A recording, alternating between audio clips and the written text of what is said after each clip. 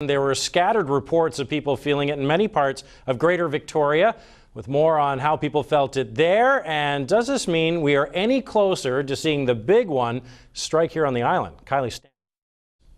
50 kilometers off the west coast of Vancouver Island and 20 kilometers underground. An earthquake hit at 12:41 Friday afternoon, going largely unnoticed. I didn't feel it at all. I didn't feel a thing, but my mom called me right away from Saskatchewan to see if we were safe. Somebody was talking up the street and said, did you know we had an earthquake? Yeah. But here's the proof. The 6.3 magnitude earthquake registered at the Pacific Geoscience Center, and data confirms it isn't strong enough to do any serious damage. It's deep enough and far enough away that no structure should be damaged, although certainly we could expect in the closer communities that things might have fallen off shelves or been dislodged.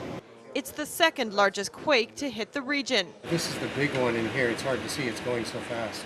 Back in November of 2004, a 6.6 magnitude struck offshore with similar results. In the exact same area in the Nootka Fault, no tsunamis, no injuries, no damage. But it can happen. Japan is still recovering from the 8.9 magnitude disaster that struck in mid-March of this year, a similar scenario to the big one that's expected here.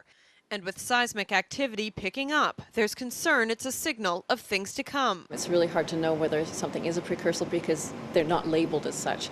Also, we wouldn't really expect larger events along that fault line, simply because the size of the earthquake is constrained by the size of the fault. Instead, it serves as a wake-up call.